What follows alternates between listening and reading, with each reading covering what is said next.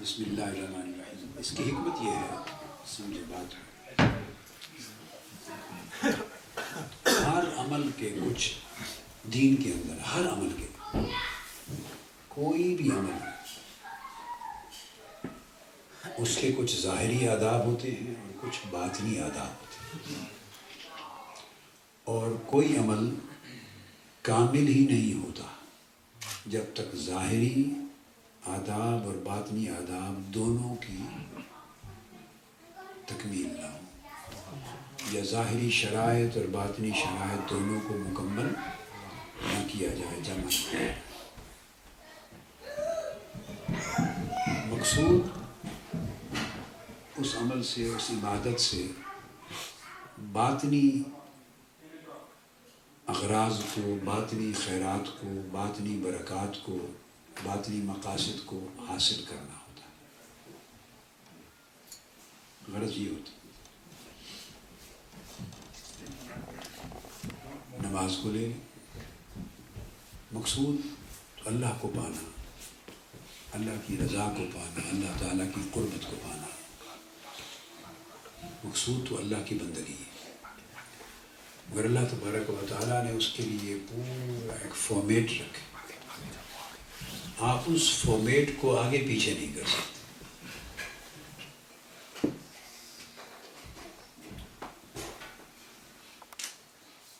آپ کو پہلے قبلہ رخ کھڑا ہونا ہے. اب اللہ تبارک و تعالیٰ کی ذات کسی رخ کی محتاج نہیں ہے، اور اصلاً اس کی عبادت بھی کسی رخ کی محتاج نہیں. اللہ تبارک و تعالیٰ نے عبادت اپنی کرانی ہے، عبادت، مگر اس کے لیے ایک گھر بنوا دیا ہے کعبۃ اللہ میں، جس گھر میں وہ خود نہیں رہتا اور وہ گھر میں رہنے سے خود پاک ہے. گھر بنوا دیا ہے، حکم دے دیا ہے کہ تمام دنیا میں لوگ جب میری عبادت کے لیے کھڑے ہوں تو اس کی طرف منہ کریں. اب آپ رائٹ اور لیفٹ نہیں کر سکتے کہ میں تو اللہ کی عبادت کر رہا ہوں.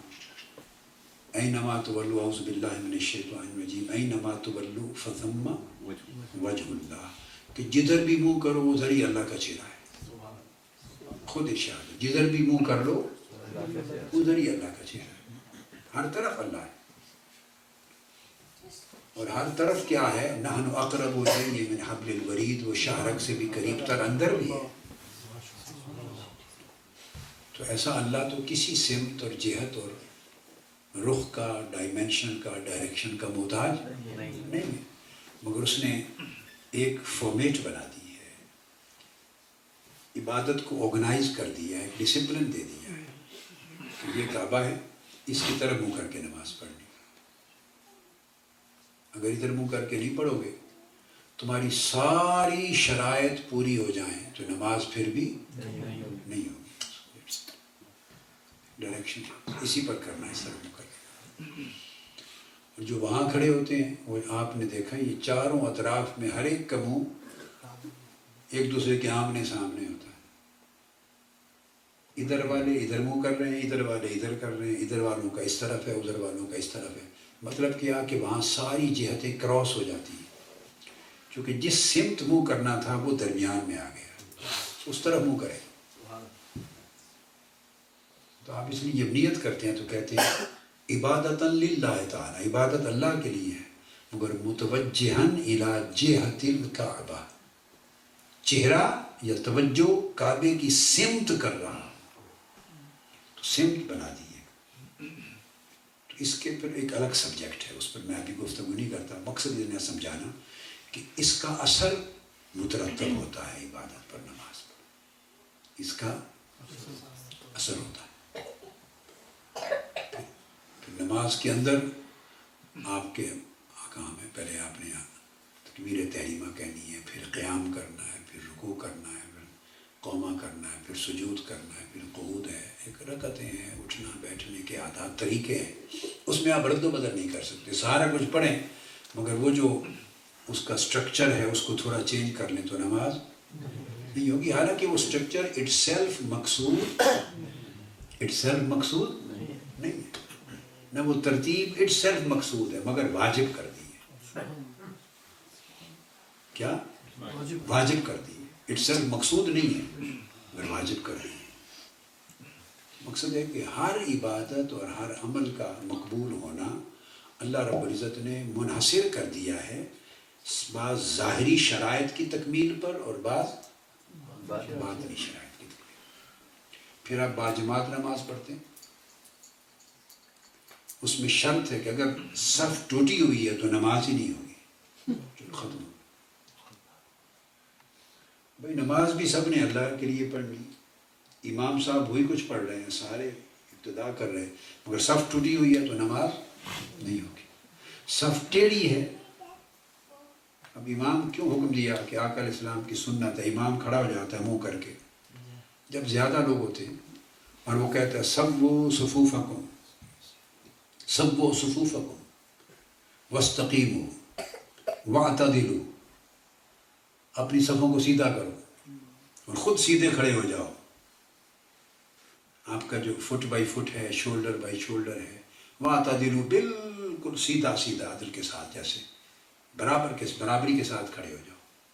فإن تصفیۃ الصفوف من تمام الصلاۃ، صفوں کو بالکل سیدھا رکھنا نماز کے کامل ہونے کا حصہ ہے.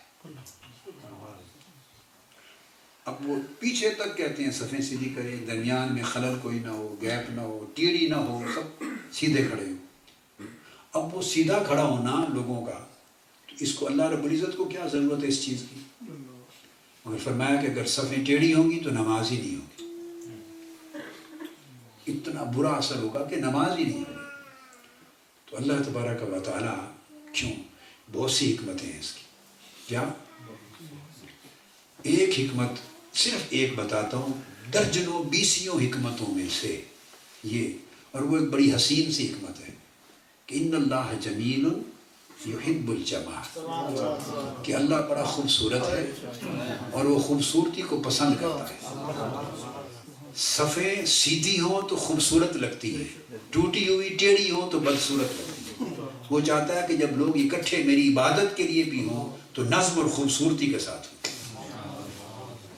ایسے بے طریقے سے نہ کھڑے ہوں، بے طریقے سے نہ کھڑے ہوں، ان کے اندر ڈسپلن ہو، آرگنائزڈ فارم سے ہوں، لائنز اسٹریٹ ہوں. تو یہ جو اسٹریٹ فارورڈ، یہ کیوں؟ آگے اس کا اثر کیا ہوتا ہے؟ اب وہ اثر ایک الگ سبجیکٹ ہے، اس پر میں روشنی ڈالوں پھر وہ آپ اس کی بھی سمجھ آ جائے گی. مگر نہیں، میں صرف جملہ بول دیتا ہوں، آپ جتنا پا سکیں پا لیں، جو نہ پا سکیں چھوڑ دیں. کہ صفوں کو سیدھا کرنے اور عبادت کرنے اور ٹیڑھا کرنے کا فرق دلوں کے سیدھا ہونے اور ٹیڑھا ہونے کا. اگر صفیں سیدھی ہوگی تو دل سیدھے ہو جائیں گے. اب یہ آپ سوچیں گے کیسے، یہ ایک الگ سبجیکٹ ہے، اس پر گفتگو ہو تو پھر آج کی محفل کا موضوع رہ جائے گا. صفیں ٹیڑھی ہوگی تو دل ٹیڑھے ہو جائیں گے. آپ سمجھے نا؟ اس طرح جب امام غیر المغضوب علیہم ولا الضالین کہتا ہے تو آپ، امام دل میں آمین کہتا ہے، آپ بھی آمین کہتے ہیں. ایک ہی وقت میں آمین کہنا، اس میں اونچی اور آہستگی کا مسئلہ نہیں ہے، ایک ہی وقت میں آمین کہنا. اب حدیث پاک ہے بخاری مسلم کی متفق علیہ کہ اس وقت ملائکہ بھی کہتے ہیں. این ایگزیکٹ ایک ٹائم پہ کہو، اگر آپ کا تمہارا کہنا اور ملائکہ کے کہنا میں توافق ہو گیا، وہ صحیح ٹائم کے ساتھ، تو اللہ تبارک و تعالیٰ کے ہاں وہ قبول ہو جائے گی.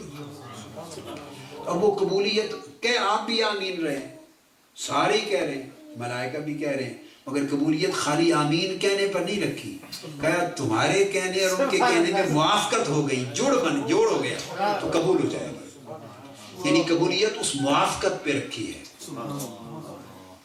اس لنک کے کمپلیٹ ہونے پہ قبولیت رکھی ہے. آپ بات کو سمجھے؟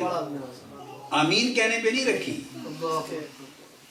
آپ کے اور ملائکہ کے کہنے میں اگر توافق ہو گیا، موافقت ہو گئی، جڑ گیا، دونوں کا کہنا ہے وقت ایک وقت میں، قبول ہو جائے گا. تو یہ جو جڑنا یہ ظاہری عمل ہے. اسی وقت آپ نے کہا، اسی وقت ایگزیکٹ دونوں کی آواز ایک وقت میں بلند ہوئی، بس اس پہ اللہ نے قبول کر لی. تو اس میں ٹائم فیکٹر آ گیا، اور ٹائم فیکٹر ایک ظاہری عمل ہے. آپ میری بات سمجھے؟ باطنی چیز نہیں. تو اس کا ہر چیز کا، ہر ظاہری شے کا امپیکٹ ہے باطنی پر. اب اس طرح اولیاء کرام نے حدیث نبوی اور سنت نبوی سے چیزیں بیان کی، اور آقا علیہ السلام نے فرمایا، پھر اس سے صحابہ تابعین نے اور ائمہ سلف صالحین نے نکات اخذ کیے. فرمایا کہ جب آپ عبادت کے لیے بیٹھتے ہیں اور آپ کے کپڑے صاف ستھرے اجلے، اب میں ایڈ کر رہا ہوں استری کیے ہوئے، صاف ستھرے اجلے اچھے کپڑوں کی، اگر سلوٹیں ہیں ساری تو اس میں سلوٹوں والے کپڑے بغیر پریس کے بغیر آئرننگ کے نکال کے پہن لیں خود، اور پھر وہی کپڑے صاف ستھرے اجلے پریس کر کے پہن لیں. آپ دونوں 2 مرتبہ یہ عمل کر کے دیکھیں، آپ کی طبیعت میں اس کا کچھ فرق آپ کو اندازہ ہوگا. کوئی فرق لگے گا؟ میری بات سمجھ؟ جو فرق آپ محسوس کرتے ہیں نا، یہی فرق کا اثر اللہ کی بارگاہ میں جاتا ہے. جب آپ کی نفاست طبع اس کو قبول نہیں کر رہی، سلوٹوں والے کپڑوں کو، میلے کپڑوں کو، تو اللہ رب العزت کی جو احکام اور منشا ہے، اس کی منشا سے زیادہ نفیس کون ہوگا؟ وہ کہتا ہے وہ ہر چیز میں حسن کو پسند کرتا ہے. تو کپڑے صاف ہوں، اجلت ہو، اس سے طہارت نصیب ہوتی ہے باطنی. غسل کیا ہو، نہایا ہو، اس لیے وضو کو چھوٹا غسل کہتے ہیں. ہر نماز، اب دیکھیے، اب نماز پڑھنی ہے، ہاتھ دھوئے، کلی کی، ناک میں ڈالا، منہ پر پانی لگایا، اتنے حصوں پر لگایا، سارا کچھ کر کے بتائیں اس سے اس نماز کی صحت کو کیا اثر پڑ جاتا ہے؟ بالکل اپیرنٹلی بات کریں، ظاہری طور پر. اب دوسرا اٹھے گا، وہ کہے گا میں یہ نہیں دھوتا، میں ہاتھ دھوتا ہوں، پیٹ دھوتا ہوں، بیک دھوتا ہوں، ٹانگیں دھوتا ہوں. تو آپ نے بھی کچھ اعضاء ہی دھوئے ہیں نا، اسی جسم کے کچھ عضو دھوئے ہیں، تو میں بھی کچھ آرگنز دھو دیتا ہوں. میری بات سمجھے؟ بات یوں نہیں، یہ سمبولک دھونا ہے. یہ سمبولک آپ کا واش ہے، سمبولک شاور ہے. یہ کیا ہے؟ Symbolic shower. Before every prayer symbolic shower ہے. کیوں؟ اس غسل سے یہ ایک طہارت ہے، اس سے باطنی طہارت پہ اثر پڑتا ہے. سمجھ آئی بات؟ اس سے قلب و باطن کی طہارت پہ اثر پڑتا ہے. یہ فرمائی پہلی بات. اور آگے ارشاد فرمایا کہ پھر اگر آدمی خوشبو لگا کے بیٹھے مجلس میں یا اللہ کے ذکر میں یا عبادت میں یا خاص اللہ کی یاد کی محفل میں، نہا دھو کے کپڑے صاف پہن کے بیٹھے، تو اس کی قلبی اور باطنی طہارت بہتر ہوتی. اور اگر خوشبو لگا کے بیٹھے تو دوران عبادت، دوران ذکر، اس کو قلبی باطنی یکسوئی زیادہ نصیب ہوتی. خوشبو سے یکسوئی نصیب ہوتی. دادا آقا علیہ السلام کی سنت خوشبو لگانا، عطر کیوں لگاتے تھے؟ حالانکہ یہ بات طے شدہ ہے، تمام احادیث میں صحابہ کرام کہتے ہیں کہ بغیر عطر لگائے آپ کے جسد اقدس اور پسینہ مبارک سے اتنی خوشبو آتی، بغیر عطر لگائے. یہ لفظ آتے ہیں کہ جس طرح سے گزرتے تو لوگ ہوا کی خوشبو سے پہچان لیتے. اور صحابہ نے کہا ہے یہ عطر لگائے بغیر عالم تھا. پسینہ مبارک سے خوشبو، پسینہ مبارک کو جمع کرتے تھے تو بچیوں کی شادیوں پر عطر کے طور پہ استعمال کرتے صحابہ. اور ایک نے اپنے گھر میں، وہ کسی کے پاس شادی کرنی تھی تو ان کے پاس عطر نہیں تھا، غریب تھے یا پیسے نہیں ہیں عطر لینے کے، تو آقا علیہ السلام کا پسینہ لے گئے. تو بیٹی کو وہی پسینہ خوشبو کی شیشی بنا کے دے دی. پھر اس نے لگائی، پھر بچوں کو لگائی، اور پھر صدیوں تک وہ گھر خوشبوؤں والوں کا گھر اس کا نام بن گیا. ان کی نسلوں میں خوشبو چلی. خوشبو اتنی تھی، لیکن آقا علیہ السلام خوشبو لگاتے تھے، عطر لگاتے تھے. اور آقا علیہ السلام نے فرمایا دنیا میں جو 3 چیزیں مجھے پسند ہیں، تمہاری دنیا میں دنیا کی 3 چیزیں جو مجھے پسند ہیں، ان میں ایک عطر ہے. ان میں ایک عطر ہے. تو عطر لگاتے. کیوں لگاتے؟ حالانکہ خود ہی خوشبو ہیں، ساری خوشبوئیں ہی آقا علیہ السلام کی خیرات ہیں، مگر یہ کہ امت کو سبق دیا عطر لگانے سے یکسوئی پیدا ہوتی. یہ ظاہری اثرات اور باطنی اثرات کے درمیان جو ربط ہے، یہ ایک حکمت، ایک الگ سبجیکٹ ہے. یہ ایک الگ دنیا ہے. جیسے ربط بین الآیات، 2 آیتوں کے درمیان ربط، صورتوں کے درمیان ربط، ظاہر اور باطن کے اعمال کے درمیان ربط، ظاہری مختلف ایکٹس اور اس کا باطنی احوال پر اثر، یہ سبجیکٹ ہے ایک الگ. سو اسی طرح جب آپ محفل میں بیٹھیں، محفل منعقد کریں، تو طریقہ یہ ہے جب محفل صف میں بیٹھے تو اس طرح ٹانگ اٹھا کر نہ بیٹھیں. کبھی بعض اوقات آدمی تھکتا ہے نا، تو ایسے ایک ٹانگ نیچے اور ایک اوپر رکھ کے بیٹھ جاتا ہے، جیسے یہ نہیں. آپ کریں گے دوبارہ تاکہ دیکھیں. یہ ایسے بیٹھ گیا نا آدمی، ایسے. یہ آداب مجلس کے خلاف ہے. میں آپ کو طریقہ دکھا رہا ہوں ان کا، دیکھیں آپ. اس طرح ایک ٹانگ نیچے رکھے، ایک کھڑی رکھیں، ایک نیچے اور ایک کو کھڑا رکھیں. کرتے ہیں نا ایسے؟ یہ بھی آداب مجلس کے خلاف ہے.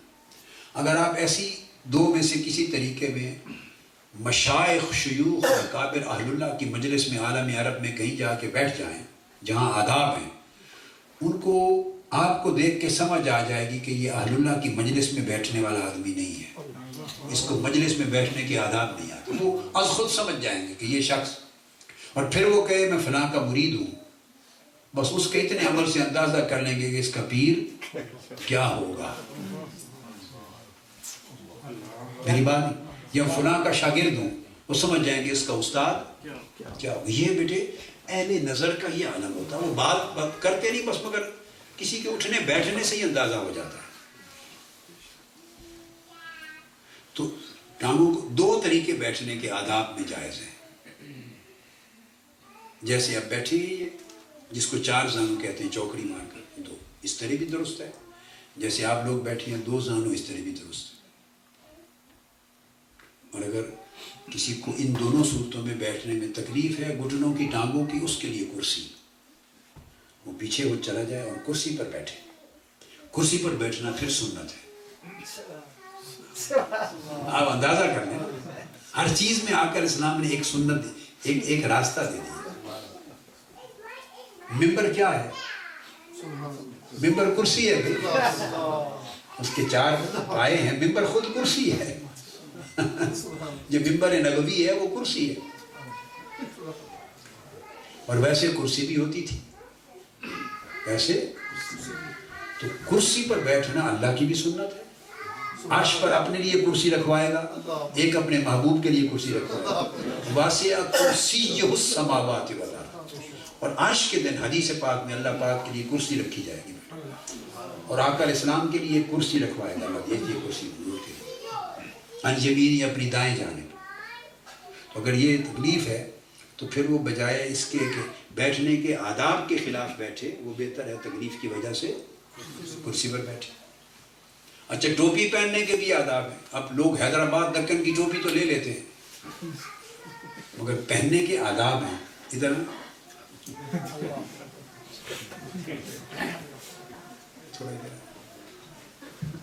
اس کو یہ دیکھو نا، یہ جو نوک ہے یہ بائیں جانب کی ہوئی ہے، یہ خلاف آداب ہے.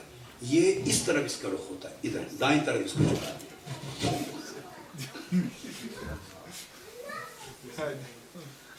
اس کو ادھر الٹ رخ نہیں کرتے، الٹے ہاتھ نہیں کرتے. یہ تو میں ویسے آپ کو سمجھاتے، میری طبیعت ہے نا کہ میں پیار کی باتیں بھی کرتا ہوں سر.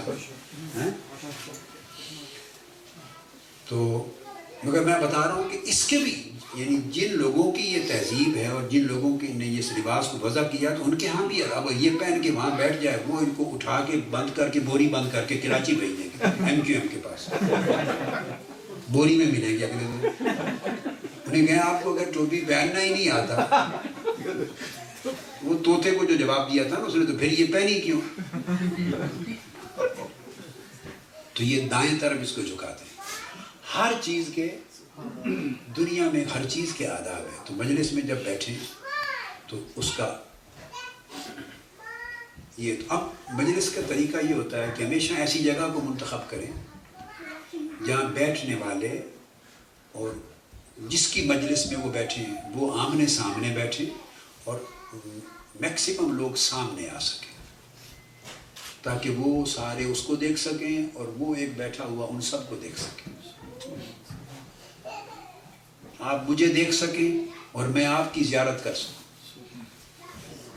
آپ مجھے دیکھ سکیں اور میں آپ کی زیارت کر سکوں. آپ میرے سامنے، میکسیمم لوگ جتنے آ سکیں سامنے بیٹھے. یہ آداب مجلس میں بیٹھنے کے. پھر جگہ ایسی ہو کہ ایسے حلقہ کی شکل میں بیٹھے، حلقہ، دائرہ، نصف دائرہ، پھر اس کے بعد دوسری قطار، پھر تیسری قطار.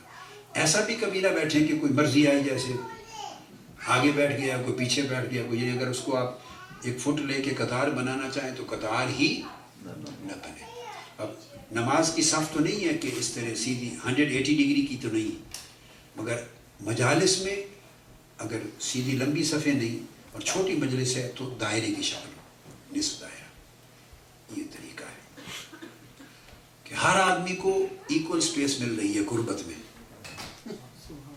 تو ایک نظم پیدا ہوتا ہے بیٹھنے کا. تو یہ بیٹھنے کے، مجلس کے، یہ سارے معاملات کے آداب ہوتے ہیں.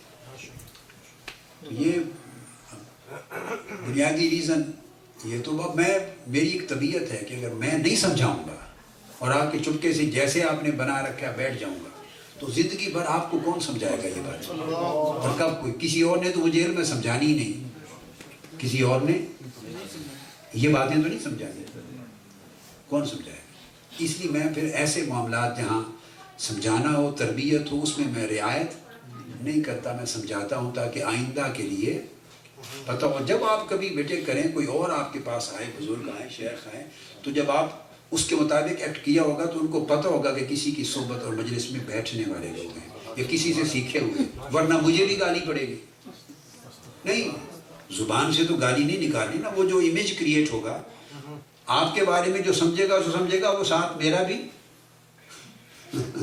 کباڑا ہوگا، کسی نے سکھانے والا ہی کوئی نہیں. تو یہ ایسی چیزیں ہیں دیکھنے میں معمولی ہوتی ہیں، دیکھنے میں، مگر یہ اپنے اثر کے اعتبار سے اور نظم کے اعتبار سے، آداب کے اعتبار سے معمولی نہیں ہوتی. ان کے یہ بہت زیادہ اثرات ہوتے ہیں اور دین میں ان کا اہتمام کیا گیا ہے ہر عمل کے اندر، ہر عمل کے اندر. اس لیے کہ یہ ادا ہے، اگر 1 سیکنڈ 1 منٹ آگے چلے گئے، روزہ رکھنا ہے بنا تو ادا ہے، قضا ہے. نماز کے اوقات اتنے بجے شروع ہو رہے ہیں، ادا ہے، یہاں پر قضا ہے، یہ اول وقت ہے، آخر وقت ہے. ایک ایک چیز کی اللہ پاک کو عبادت کے لیے کیا محتاجی ہے ان چیزوں کی، مگر اس نے ہر چیز کو، اللہ پاک نے ایک نظم دے رکھا ہے، ہر چیز کو ایک نظم دے رکھا ہے. حج ہے تو ہر مناسک، جملہ مناسک کے لیے خاص مقامات مقرر کر رکھے ہیں، خاص دن مقرر ہیں، لمحات مقرر ہیں. ہر چیز کے لیے ایک نظم ہے. بغیر نظم کے کوئی شے نہیں رکھی، کوئی عمل دنیا اور آخرت کا کوئی عمل دین میں بغیر نظم کے نہیں ہے. یہ بڑی بنیادی بات ہے. ماشاء اللہ. نعت شریف پڑھ لیں.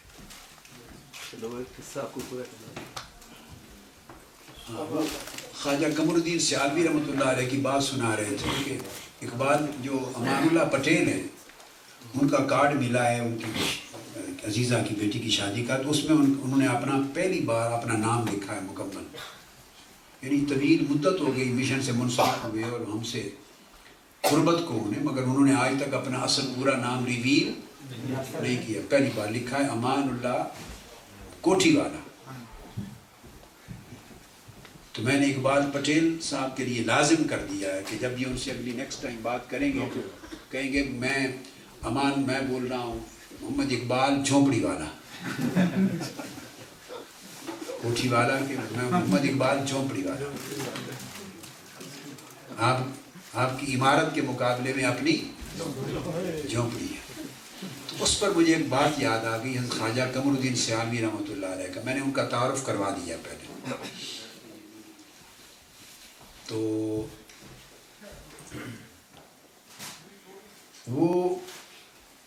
انہوں نے یہ بات سنائی جنگ کے زمانے میں، میرا اوائل نوجوانی کا دور تھا، کہ وہ ایک گاڑی میں سفر کے لیے بیٹھے کہیں جا رہے تھے تو ایک جگت باز آدمی تھا، جنگ کا بڑا نام پر جگت باز، وہ ساتھ ہی سیٹ پر بیٹھ گیا.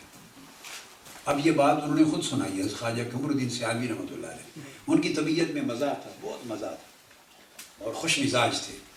اہل اللہ سارے خوش مزاج ہوتے ہیں. جس بندے کو بد مزاج دیکھو سمجھو اہل اللہ نہیں ہے. جس کی طبیعت میں مزہ نہیں، جس کی طبیعت میں لطافت نہیں ہے، نرمی نہیں ہے، لوگوں کے ساتھ ریلیکس کرنے کا ماحول نہیں دیتا اور لوگ ٹینس ہو کے بیٹھتے ہیں، تو سمجھے بھی وہ آقا علیہ السلام کا یہی صحابہ کرام فرماتے ہیں نا کہ آپ دور سے دیکھتے تو آدمی پر ہیبت طاری ہو جاتی ہے، دور سے روح، اور جب آپ قریب ہو کے بیٹھتے تو محبت پیدا ہو جاتی ہے. یعنی آپ وہ جو ہیبت اور روب کا ایک فاصلہ رہ جاتا ہے، وہ اپنی لطف و عنایت سے شفقت سے اس کو ختم کر دیتے ہیں. تو وہ پھر وہ سناتے ہیں کہ میرے ساتھ ایک آدمی بیٹھ گیا، کیونکہ اس وقت تک تو نہیں پہچانتے تھے، بعد میں اس نے تعارف کرایا. تو اس نے پوچھا جناب کا اسم گرامی؟ اس بندے نے پوچھا. انہوں نے کہا وہ جنگ کی پنجابی زبان میں دیہاتوں میں لوگ قمر الدین نہیں کہتے، قمر دین کہتے ہیں. یعنی یہ لفظ اس طرح ہی بولتا ہے نا پنجابی میں، تو اسی طرح کہہ دیا جی میرا نام قمر دین. تو پھر انہوں نے پوچھا خلاقن بھائی آپ کا اسم گرامی؟ اس نے کہا جی میں سورج دین.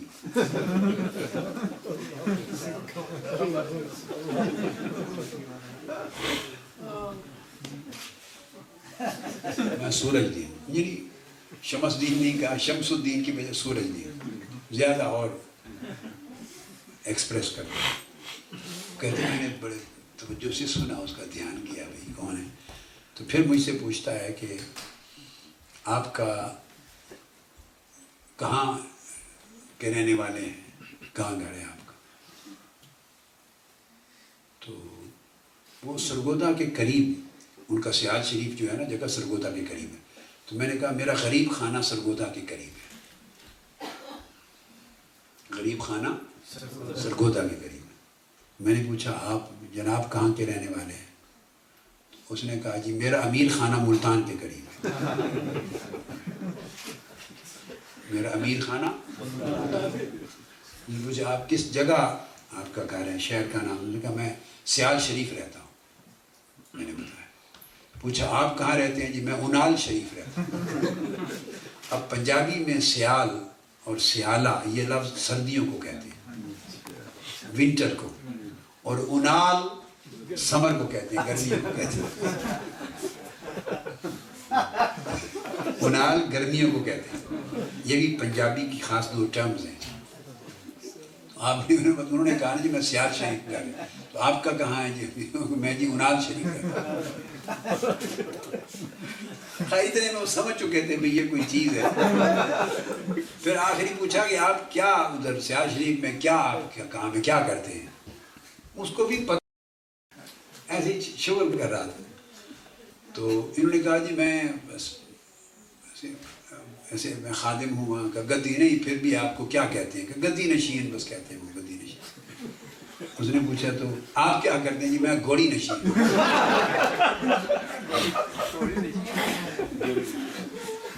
گدی نشین کہ میں گھوڑی نشین. خیر وہ پھر ہنس پڑے. یہ انہوں نے خود سارا واقعہ سنایا. تو بعد میں پھر اس نے بتایا جی میں فلاں آدمی ہوں. تو پھر کہنے لگا ہاتھ چومے، کہنے لگا جی معاف کر دینا، میں پہچان تو گیا تھا آپ کے نام سے ہی، تو پر میں نے کہا تھوڑی دیر بیٹھے ہیں تو ذرا میرا کام ہی یہی ہے، تو چلو میں اپنا تھوڑا سا کام کروں، کام ہی یہی ہے میرا. جی